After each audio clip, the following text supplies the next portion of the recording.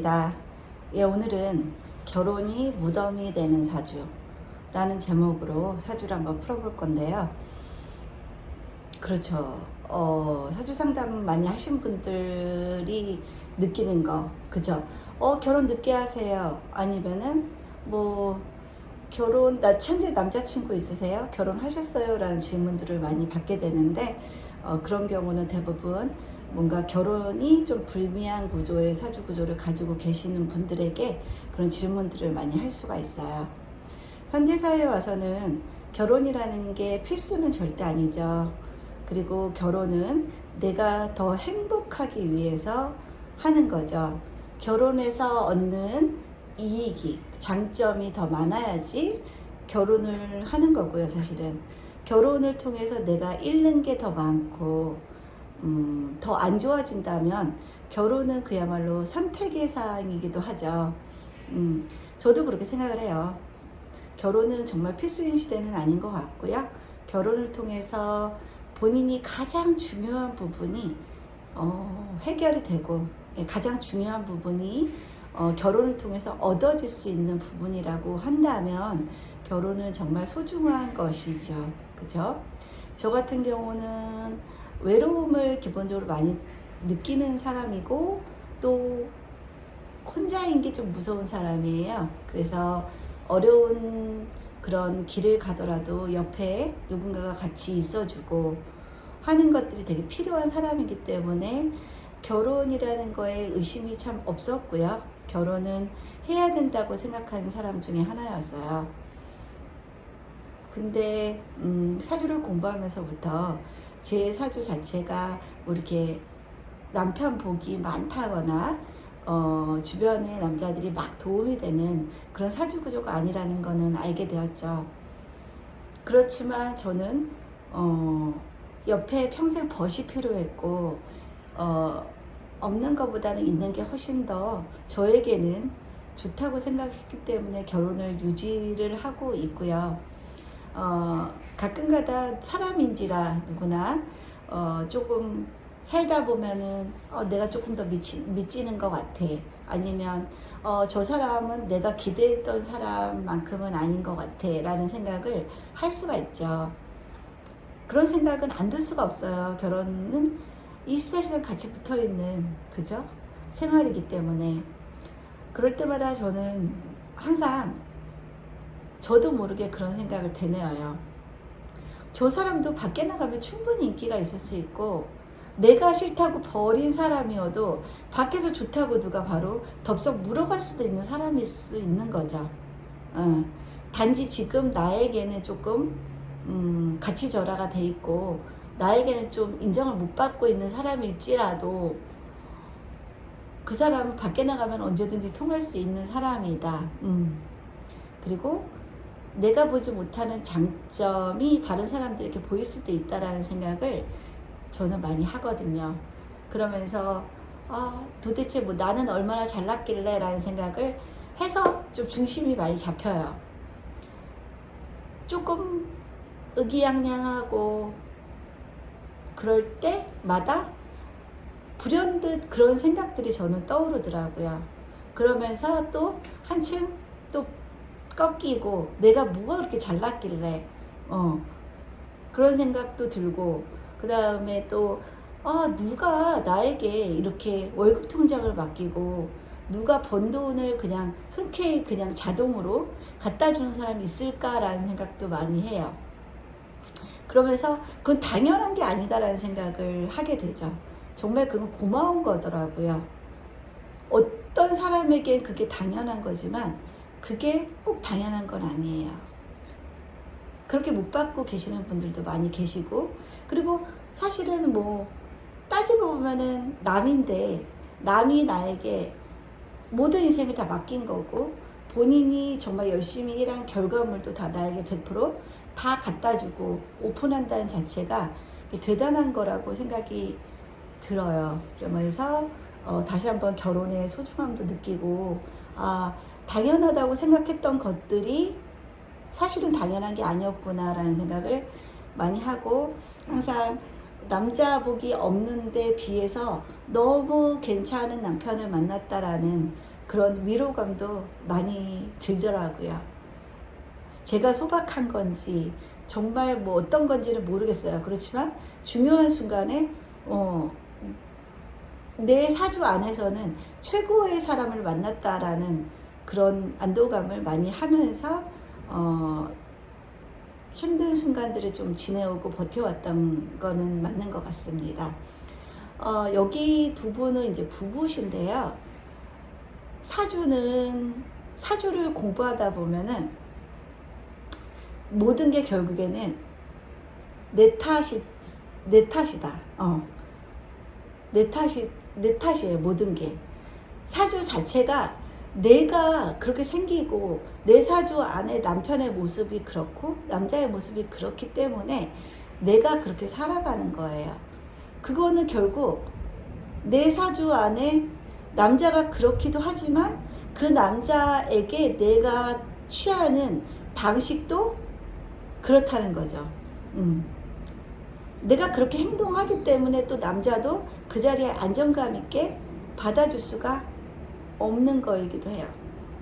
그래서 남편 복이 없다, 남자 복이 없다 라는 거는 이중적인 의미가 있는 거죠. 결국에는 남자의 문제일 수도 있지만 자세히 들여다보면은 내 탓인 거죠. 나의 행동 기제가 남편에게 그렇게 나가고 있는 거라는 점도 항상 상기를 해야 될 것 같아요.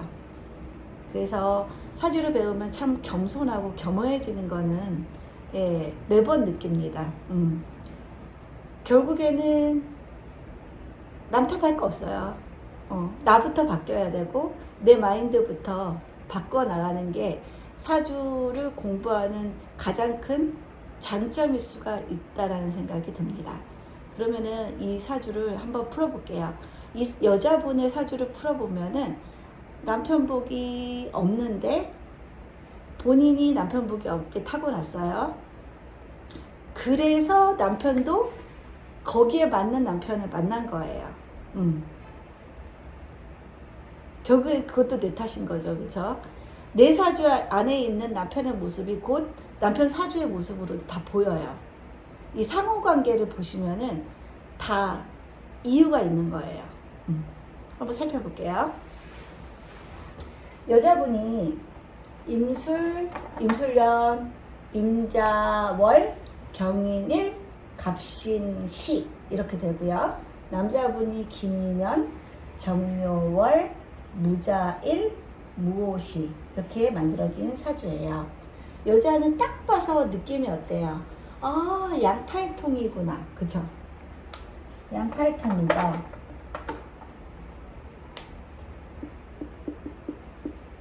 또 무관이다.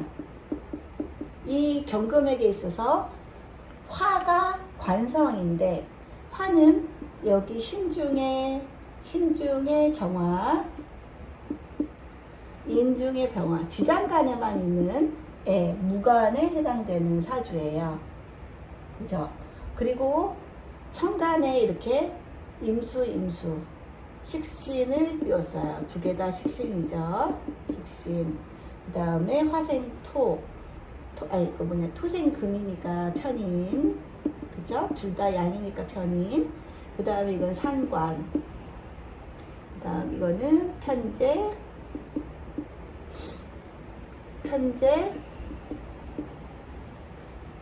비견. 이렇게 되죠. 그죠? 격으로 따지면은 상관격이 되겠지요.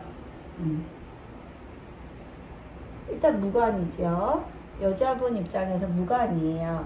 여자분 무관의 특징은 내 사주 안에 관이 없다. 내 사주 안에 관이 없다라는 거는 어떻게 또 해석이 가능하냐면 내 사주 안에 남자가 없는 거예요. 남자가 없다라는 거는 진짜 없을 수도 있고 내가 남자가 들어올 공간을 갖고 있지 못하다는 뜻이기도 하죠. 그 말은 남자가 들어올라 치면은 내가 막는다는 뜻도 돼요. 무엇으로? 나의 식상으로 막는다는 뜻도 되는 거예요. 남자가 들어올 공간이 없다. 그러면 남자를 받아들일 마음이 없다. 그렇게도 볼 수가 있겠죠. 그러면 남자를 많이 의식하고 사는 삶은 아니란 뜻이죠. 그러면 남자를 많이 의식하지 않고 사는 삶은 또 어떤 삶이겠어요? 남자가 중요하고 그렇기 때문에 내가 남자에게 조금 더 내어주고 챙기고 하는 부분이 상대적으로 적을 수 있다는 뜻이기도 하죠. 그만큼 남자에게 향하는 어떤 관심보다는 자기 애가 강하신 분이라고도 볼 수가 있어요. 그러면 상대적으로 남자분은 들어오려다가 너무 본인이 설 자리가 없으면서 그 공간에 있기가 어려워서 남자분은 들어왔다가도 바로 그 자리를 떠날 가능성도 있고, 떠난다는 건 죽을 수도 있는 거고 이혼을 할 수도 있는 거고 남자가 밖으로 도는 걸 수도 있어요. 그죠?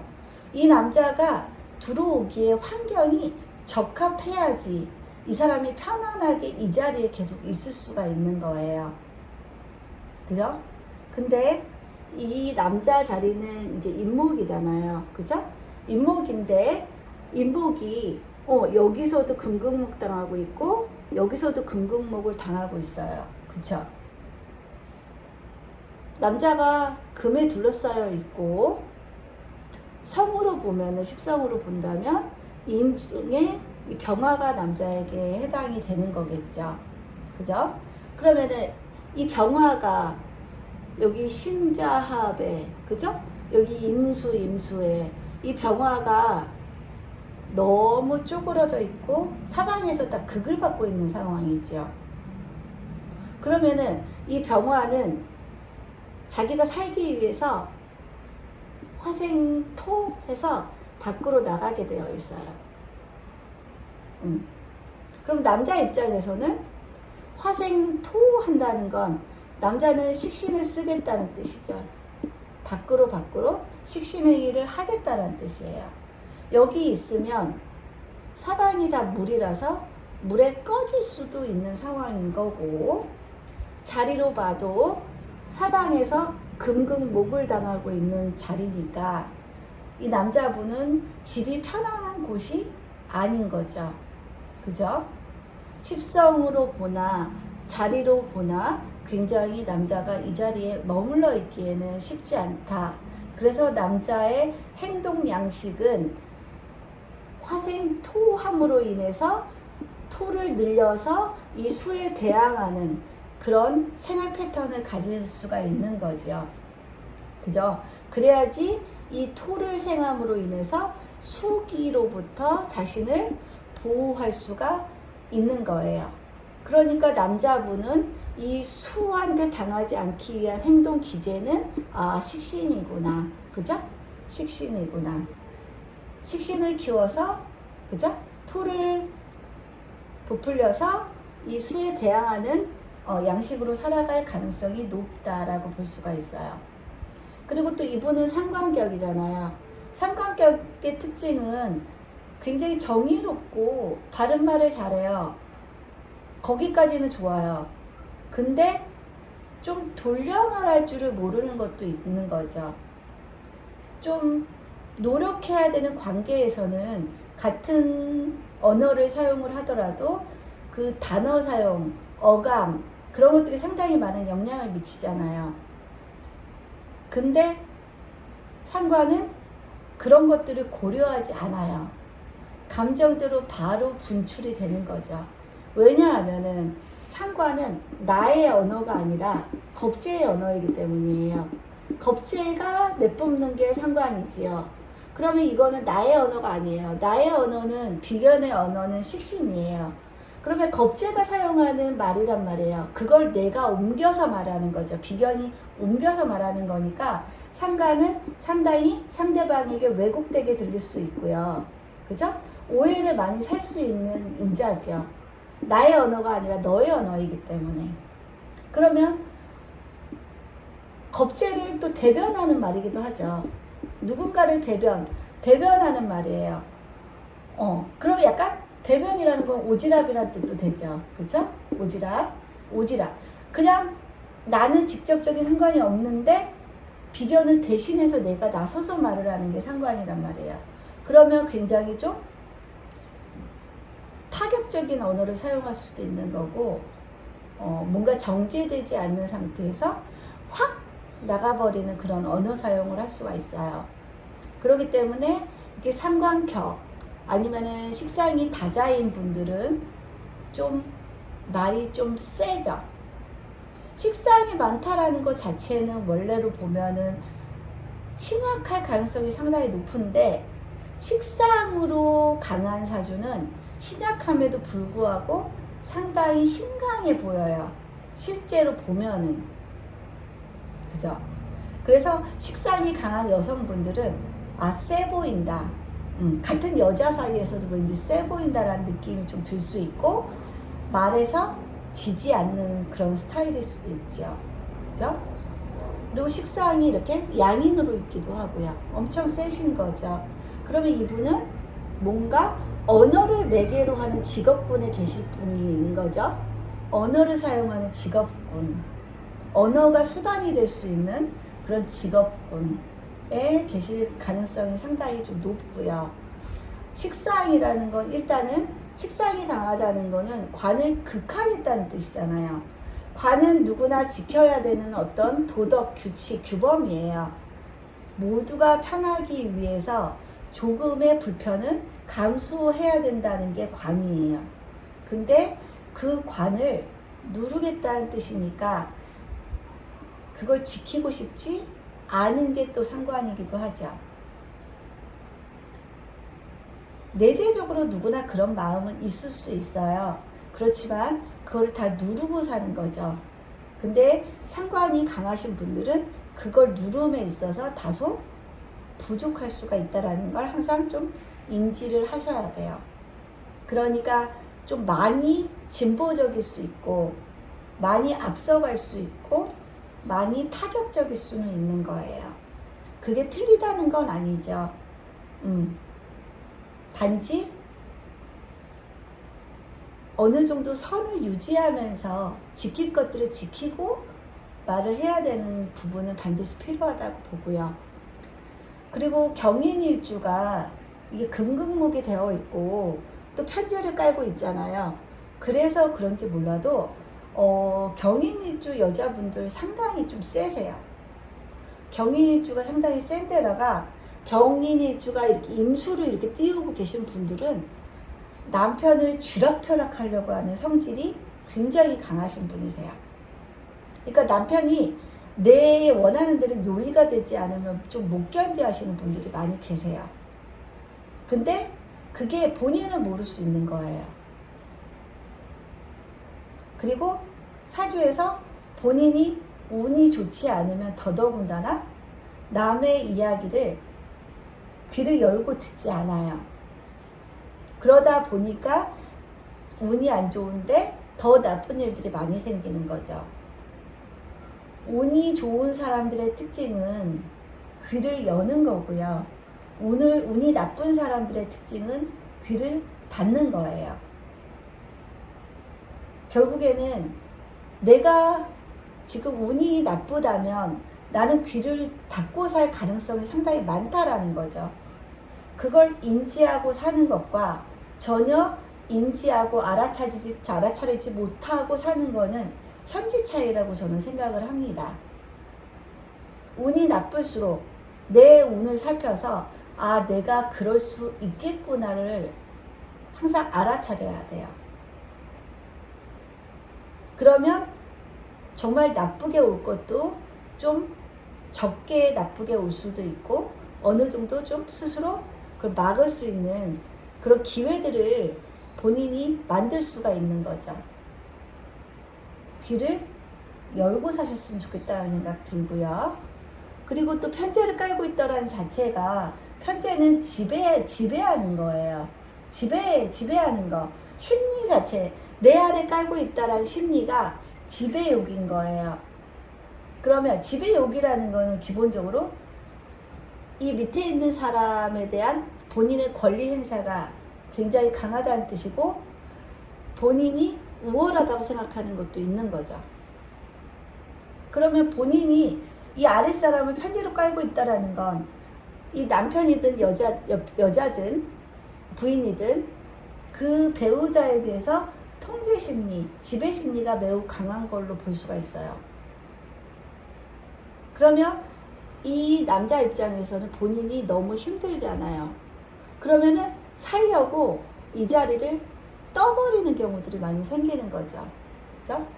그래서 이렇게 식상이 이렇게 식상이 이렇게 강하신 여성분들은 결혼을 안 하시는 게 좋고요. 가령 하신다면 좀 늦게 하시는 게 좋고, 하셨다면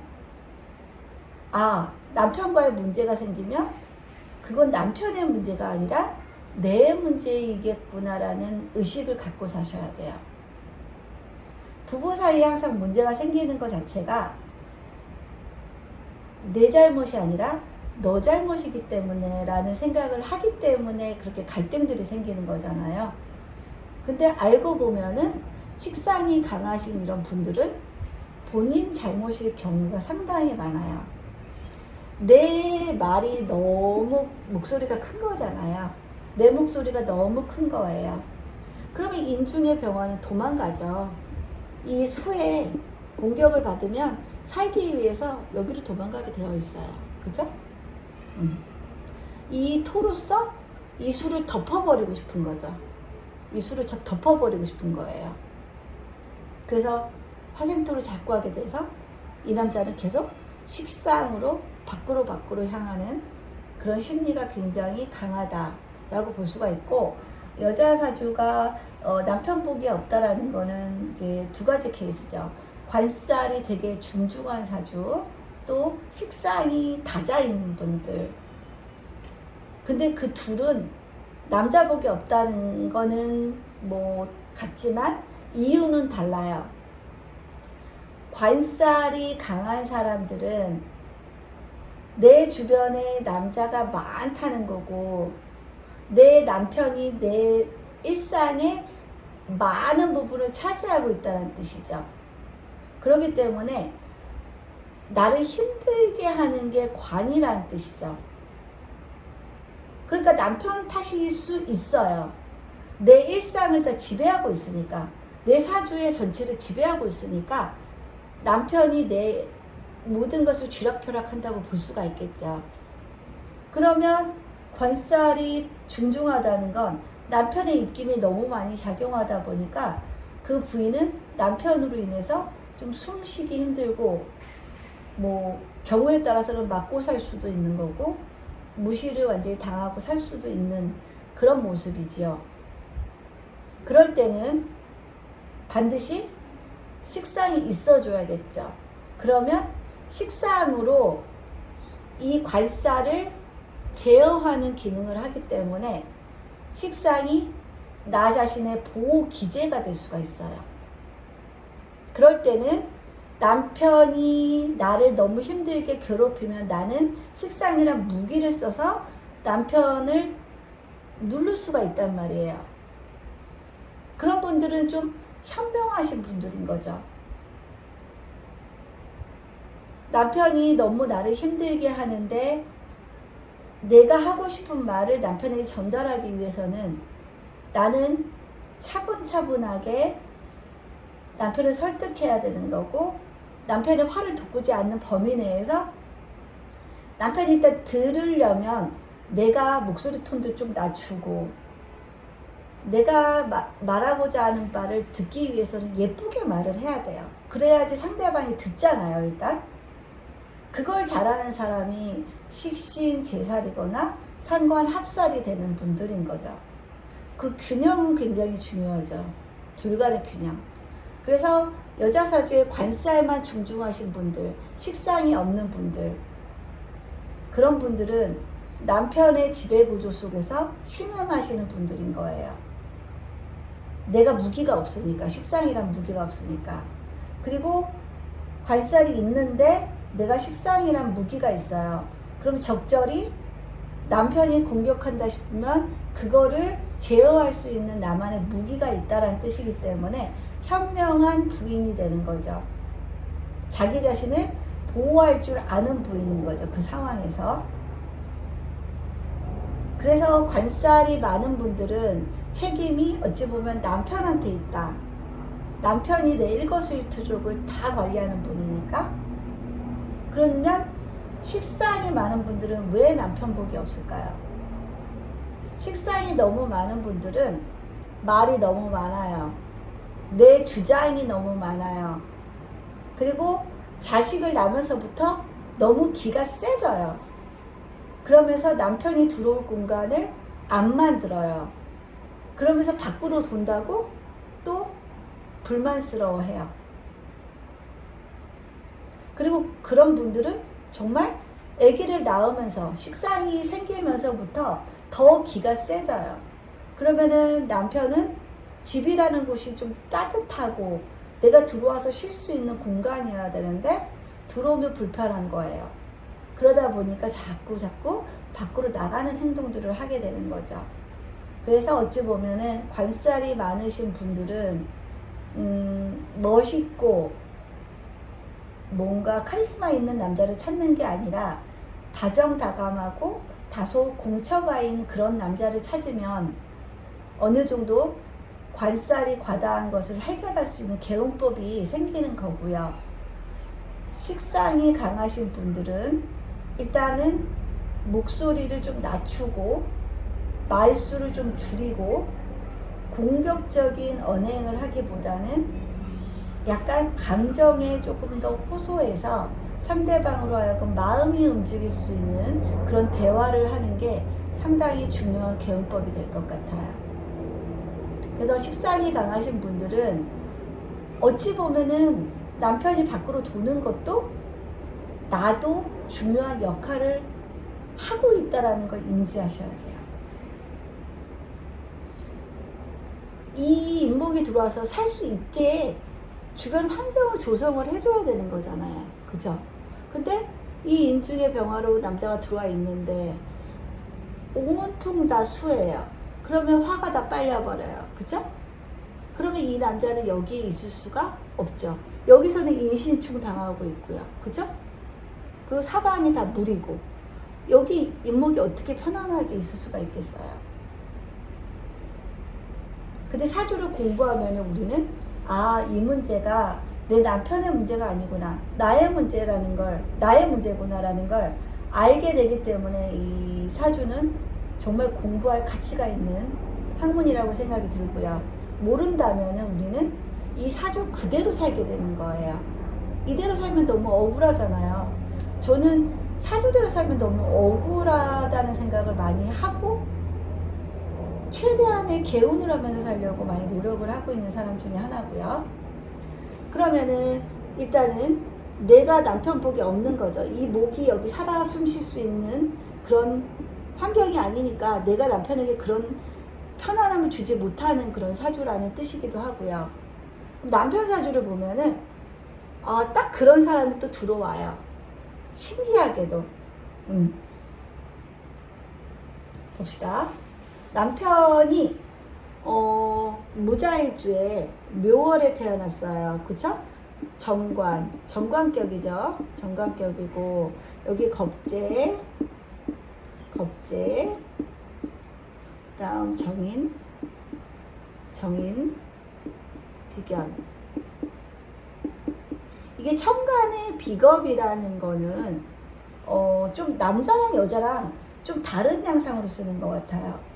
여자들이 천간의 비겁을 많이 가지고 있을 때는 사람으로 인한 스트레스가 되게 많고요. 그래서 사람을 좋아하지 않아요. 그래서 혼자 있는 게 제일 편한 사람들이고 사람이 내 인생의 가장 큰 난제가 될 수가 있어요. 그렇지만 남자들은 천간의 비겁이 이렇게 많은 분들은 떼지어 다니는 걸 좋아해요. 항상 친구 사람들과 함께 항상 같이 있으려고 그래요. 근데 문제는 그게 결혼 전까지여야 되는데 결혼 후에까지 그런다면 부인 입장에서는 상당히 불편하죠. 그런 부분들이. 근데 이렇게 천간에 이렇게 비겁을 띄운 분들은 이 비겁이 나의 무기거든요. 그렇기 때문에 항상 사람을 찾아요. 그게 문제가 될 수가 있어요. 그리고 또 비겁이 많다는 거는 언제든지 제가 분탈이 가능하다는 뜻이니까 사람들하고 많이 만남하고 모임하고 그러다 보면은 아무래도 그런 유흥비나 만남에 들어가는 기본적인 경비 자체가 많이 들어갈 수가 있겠지요. 그죠? 그래서 제가 분탈될 일이 많은 거고요. 이 사주는 이제 정관격이에요. 근데 정관 중에서도 욕정관이네요. 그죠? 욕정관. 욕이라는 건 뭐예요? 이 무토는 인오술, 화삼합을 천간의 글자인데요. 인이 장생이고 묘가 목욕이지요. 그죠? 목욕이에요. 목욕은 도화의 의미가 있죠. 그래서 정관임에도 불구하고 욕정관이에요. 그러면은 정관이 욕이에요. 목욕이에요. 뭔가 정관이 약간 정관에서 살짝 비껴나가서 왜곡된 느낌이 살짝 드시죠. 그러니까 정관 그대로 좋은 의미로 사용하는 분은 아니시라고 볼 수가 있는 거죠. 그리고 또 이 사주 특징 보세요. 묘, 자, 오, 다 도화죠. 도화 성분이 많다는 거는 내가 모임의 주축이 되고 싶어 하고 스포트라이트를 받고 싶어 하고 사람들 속에 항상 있고 싶어 하고 핵심 인물이 되고 싶어 하는 그런 욕구들이라고 볼 수가 있어요. 그런 사람들은 사람들과 함께 하는 게 굉장히 즐겁죠. 그런 자리를 즐기게 되죠. 집에 오면은 재미가 없잖아요. 나 자신의 끼를 발휘할 수 있는 공간이 아니잖아요, 집에서는. 그렇기 때문에 자꾸 목욕 도화를 쓰기 위해서 밖으로 향하는 그런 행동들을 할 가능성이 높지요. 그죠? 그리고 이 무토는 묘월의 이제 무토로서 목을 키워야 되는 무토예요. 그죠? 근데 토도 너무너무 많고, 그죠? 그 다음 화도 너무 많고, 그러다 보니까 이 자수가 굉장히 소중하죠. 그죠? 이 자수가 엄청나게 소중하죠. 이 화토에다 빨려버리는 자수. 그러면 여기서도 부인 자리가 굉장히 힘이 든 거죠. 부인 자리가 굉장히 힘이 들어요. 화에 증발이 되고 토에 빨리고 나무에 빨리고 그런 상황들이 벌어지는 거죠. 이분이나 배우자 자리가 굉장히 힘든 자리다라는 걸 알 수 있고요.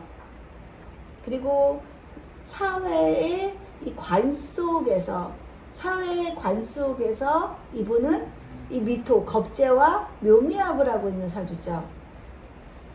그러면 이를 통해서 겁재들과 자꾸 합의될 가능성이 높다라는 뜻이니까 1의 연속 선상으로 자꾸 겁재들과 모임이 만들어지고 주선이 되고 그런 일들이 생기는 거죠. 여자들은 이해 못 하잖아요. 왜 꼭 술자리를 가야지 일이 되는 거고 술자리를 가야지 뭔가가 성사가 되고 계약이 성사가 되고 왜 꼭 그래야 되는 거야 라고 생각을 하죠. 여자들은. 남자들은 그것도 일의 연속이고 술자리 가야지 말이 잘 통해서 계약이라도 한 건 더 따올 수 있고 얘기가 일단 잘 돼서 굉장히 좋은 방향으로의 전환이 된다고 또 남자들은 생각을 하는 거죠. 그거는 좁힐 수가 없는 문제이긴 한 것 같아요. 그래서 이 남자분은 이 관 속에서 겁재들과 함께 항상 함께 해야 되는 그런 사주 구조를 가지고 있기 때문에 이 도화를 사람들의 어떤 모임, 같이 일하는 사람들끼리의 모임, 그들만의 커뮤니티 안에서의 모임 같은 것들이 많이 있을 수밖에 없는 사주겠죠. 그래서 이 자수는 힘든 거죠. 그죠? 이 자수는 너무너무 소중한 건데 잘못하면은 여기 좌우충도 벌어질 수가 있겠죠. 그죠? 좌우충도 벌어질 수가 있고 여기서도 임신충이 벌어지고 있죠. 그죠? 그러면은 이 자수는 이 우화를 치면 안 되기 때문에 이 미토를 자꾸 끌어당긴단 말이에요. 그래서 이게 뭐냐, 여기 미토가 여기 와야지만 이 화가 또 보호가 되고 있잖아요. 그쵸? 그렇기 때문에 이 자수는 이 겁재와 항상 연계가 될 수밖에 없는 자리이기도 하죠. 그죠? 이 오화도 마찬가지로 이 미토를 자꾸 끌어와야지 본인이 좌우충을 안 당하는 그런 상황들이 생기는 거고요. 그죠? 그렇기 때문에 이 겁재는 충을 피하기 위해서 반드시 있어야 되는 글자고요. 그죠? 그렇기 때문에 이 겁재의 미토를 무시할 수가 없는 삶이다. 그것 때문에 이 네 자리에 있는 이 배우자는 힘들다 라고 볼 수도 있는 거죠. 그죠? 그리고 일단은 이 사주는 이 자수가 너무너무 소중한 거예요. 이 자수가 너무너무 소중해요. 그러면은 이 사람의 심리 상태는, 이 사람의 심리는 이 자수를 쓰려고 하는 심리가 굉장히 강하죠. 이걸 보호하고 싶은 심리. 그러면은 무토에게 자수는 정제죠. 정제는 부인이기도 하고요. 또 돈이기도 하고요. 아니면은 뭔가 나의 씨앗이기도 해요. 이걸 그리워할 수밖에 없잖아요. 그러면은 이분도 밖으로 나다니다 보면은 이 자수를 자꾸 쓰려고 하는 본능이 내재되어 있는 분이라고도 볼 수가 있는 거죠. 그러다가 잠이원진이 일어나는 그런 상황도 생길 수 있고 좌우충이 일어날 수도 있는 거죠. 그죠? 되게 걱정되는 게 인신충하고 있고 여기도 좌우충을 하고 있기 때문에 두 분 다 굉장히 배우자 자리가 불미스러워 보이기도 해요. 이런 분들끼리의 결합이면 굉장히 신중해야겠죠. 그리고 결혼을 했다면 최대한 후회 없도록 살아보다가 정 안 되면은 이제 뭐 이별이라는 결론을 내릴 수도 있지만 일단은 결혼을 하고 애를 낳으면서부터는 어떻게든 참을 만큼 최대한 참아보고 견뎌보고 노력해보고 정 안 되면 그때 가서 헤어지는 거여야 되잖아요. 결혼이 그렇게 이혼이 그렇게 쉬운 것도 아니고 그죠? 그래서 이렇게 만약에 궁합이 들어온다면 다시 한번 생각하세요 라는 말은 반드시 하고 싶은 그런 구조죠. 두 분 다 불미하기 때문에 이런 경우는 좀 말리고 싶지만 이미 결혼을 했어요. 그러면 잘 살아야겠죠. 그죠? 그럼 잘 살기 위한 개운법을 알려드려야 되는 거죠. 그죠? 이분은 비겁 때문에 결국에는 이 내 부인이 힘든 거니까 나는 비겁과 만나서 밖으로 돌아다니는 걸 좀 줄이시면 되는 거고 그러면 이 자수를 보호할 수 있는 거고 이 여성분도 이 인목이 인신충도 안 당해야 되고 이 여기 안에 병화가 수국화를 안 할 수 있도록 가급적 식상을 좋은 방향으로 적게 쓸 수 있는 개운법을 알려드리는 게 중요하겠죠. 결국에는 누구 탓이 아니라 내 탓이에요. 상대방이 잘못해서가 아니라 내가 잘못해서예요. 근데 우리는 나는 돌아보지 않고 항상 상대편만 잘못했다고 생각하니까 이 생각의 끝이 뭔가 긍정적으로 나타나지 않는 경우들이 많죠.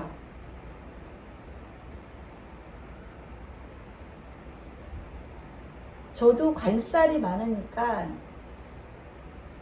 많이 참아요. 많이 참고 어느 정도, 그리고 인정하는 것도 남들보다 좀 빠르고 이 정도면 됐어 하는 그 단계가 남들보다는 좀 많이 아래에 있어요.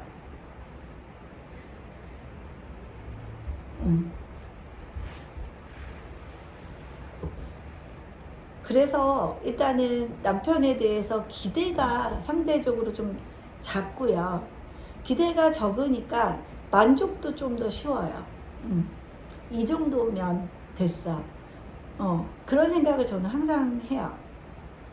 누가 나한테 월급 통장 갖다 주고, 누가 집이라고 저녁 때 되면 꼬박꼬박 들어오고, 누가 그래도 애 낳았다고 또 책임감 있게 아빠의 노릇을 하는 건 모든 게 당연한 건 아니니까. 세상에 당연한 건 없죠. 이런 생각을 하다 보면은 40점이던 남편이 어느새 80점, 90점인 남편이 되어 있는 경우들이 있어요. 그래서 또 위기도 넘어가지고 또 사라지고 살다 보니 그때 잘 참았다, 잘 견뎠다 라는 생각도 많이 하게 되죠. 내가 배우자에게 요구하는 것 이전에 나는 배우자에게 어떤 배우자인가를 좀 많이 생각을 하셨으면 좋겠습니다. 이제 명절이 정말 이제 다가왔는데요. 명절은 모두가 즐거워야 되는 거라고 저는 생각을 합니다. 모두가 즐겁기 위해서는 함께 해야 돼요. 명절에 즐거운 거는 모두 모여서 맛있는 거 먹고 회사도 안 나가고 편하게 웃고 떠들고 해서 즐거운 거잖아요. 모두가 즐거우려면 그 전제 조건 같이 해야 돼요. 요리도 같이 해야 되고 밥상 치우는 것도 같이 해야 되고 설거지도 같이 해야 돼요. 누구는 입만 있어서 먹고 누구는 설거지만 하고 밥만 하고 치워야만 하면은 그거 너무 억울하잖아요. 남녀를 떠나서 그거는 굉장히 인간 대 인간으로 불공평하고 불공정하다고 생각을 합니다. 그래서 명절이 지나고 나면 참 이혼 사례들이 많아지죠. 그게 참 변하지 않는 것 같아요. 요번부터라도 좀 다 같이 즐겁기 위해서는 모두가 함께 하고 함께 즐기고 하는 그런 문화들이 많이 정착됐으면 좋겠다는 생각을 합니다. 남성분들 조금만 더 같이 즐거운 시간들을 보내기 위해서 노력을 해주셨으면 좋겠습니다. 그리고 분명한 거는 여성분들도 누군가의 딸이고, 그죠? 누군가의 딸이기 때문에 그 부모들도 또 그 딸을 기다리고 계신다는 거, 그죠? 그거를 항상 염두에 두셨으면 좋겠어요. 그래서 다 같이 즐거운 명절이 됐으면 좋겠다는 생각을 해보고 오늘 수업을 마치겠습니다. 해피 크리스마스가 아니라 해피 추석 되시기 바라겠습니다. 감사합니다.